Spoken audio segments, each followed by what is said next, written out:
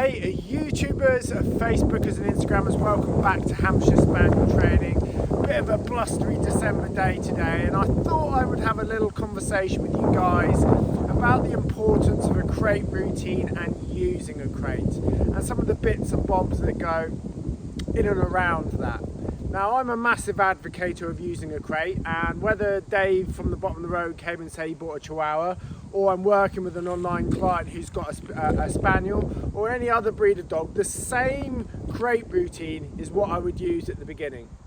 And that's really, really important to getting the dog used to learning how to settle, how to be comfortable in itself, not getting triggered by noises or situations, and being able to have an on and off switch. And that's something you have to control at the beginning. And a crate is the best way to do it. Now, if you are looking for some help, or you're getting a new puppy, or you've got a new puppy and you're not quite sure what to do, maybe send me a message across on our Facebook page or Instagram, Hampshire Spaniel Training. I might be able to give you some more information on my online training where you get to work directly with me through WhatsApp, and I coach you through all the stages of training. But as I said, the crate for me at the beginning is super, super important. Your dog needs to have 4 snaps. It needs to have periods where it's away, where, as I said, it's comfortable being left on its own, isn't going to have any separation anxiety issues, which we saw a lot of that coming out of lockdown, where people had their dogs out an awful lot and then they had to start going back into a normal routine, and if they started to try and use a crate, it was very, very difficult. Now, you might ask, why do I need a crate so much? Well, it's really important for your dog's safety. Also, at various points, your dog might have to go into kennels or stay with friends, or if they have any periods of time at the vets, then they're going to have to be used to and being comfortable in a confined space. But for me, with a Spaniel, why it's so important is that if you have your dog out an awful lot, which is what people will tend to do left to their own devices, your dog will do 2 things. One, will probably just run rings around you, and secondly, will create bad habits quicker than you can train it. So for me, I'm almost using a crate a bit like a kennel. And a kennel dog will always generally train easier because they're not overstimulated all the time by being out too much. They're not over familiar with you, so they don't feel that they can start to push you around and manipulate you, which, believe it or not, even a 10 or 12 week old puppy is capable of doing.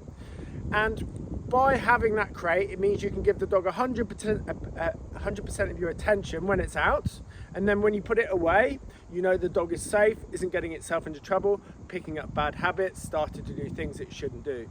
And as a novice, you're going to be working at a lot slower pace than a professional like myself. But if I'm doing it, then there's obviously a clear reason why that's the case. And if you watch any of my videos, you'll see how interactive my dogs are with me, how much they want to please me, how much they respect me, they see me as their leader. And if the dog is around you all the time, you will struggle to have that influence over them. So having that strict crate routine that I will probably use with my clients for quite some time, way longer than what you think, is really important to your dog's development. Your dog is effectively a puppy till about 18 months old, and yet most people at 8 or 9 months often have come away from the crate, whereas at that point I would still heavily be using that crate, so that when I'm getting the dog out, I can focus on the dog's attention, I can keep my dog's attention, and then when that attention's gone, I put the dog away and I haven't got any issues. I'm also, even if your dog is pretty good in and around the house, I personally think it's really important if you go out shopping or you're going somewhere, it's much safer to leave your dog in a crate. You only have to go on Instagram or YouTube and see videos of dogs that have trashed people's houses. That doesn't need to be the case at all. Not only because it's damaging towards your house, but also because your dog is at high risk. And if you've seen one of the last videos I did about talking about 3 of the sort of bad traits within Spaniels, you know, one of them is swallowing things. And so if you leave your dog to its own devices, it will invariably always find something you didn't realize you left out, and then that in itself is hazardous. So by using that crate for longer and longer, your dog will always be comfortable in going that crate. Even with an adult dog that I fully trust and is reliable, I still wouldn't leave out if I'm going out. I'd much rather know that I'm out shopping or I'm out for the afternoon, that my dog is safe in the crate, is comfortable, because that's all it's known from the start. It doesn't have any issues around being in its crate, and it's safe all the time. So for me, that's really, really important. So if you've got a crate, don't get blasé, don't get relaxed too soon. Use your crate for as long as possible. And for me, for the whole of my dog's life, it was in the house. If I go out, I crate it, and that way I never ever have any issues.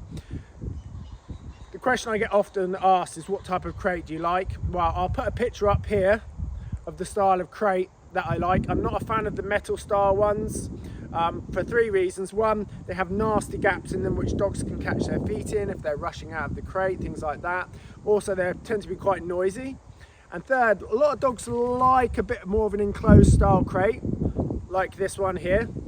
This isn't me pushing a brand, but this is the style of crate that I like, because it's more enclosed, it doesn't make lots of noise, and there's no nasty gaps for your dog to catch their feet in.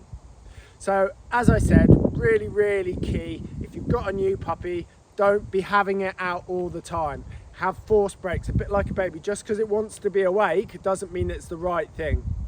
And when they're out too much, they get overstimulated, and you get lots of issues off that. You know, a lot of the time it's like, oh, my dog's biting me like a piranha. Well, there's a few reasons why that can happen, and most puppies will do that, and it will generally go.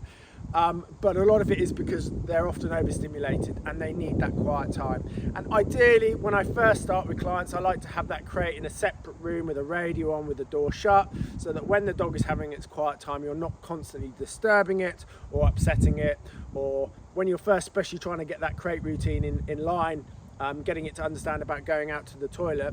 When it's having quiet periods, you don't want to awaken it in that period, because it might then start moving around, and then also potentially stimulate itself to go to the toilet, and also they can then start making noise.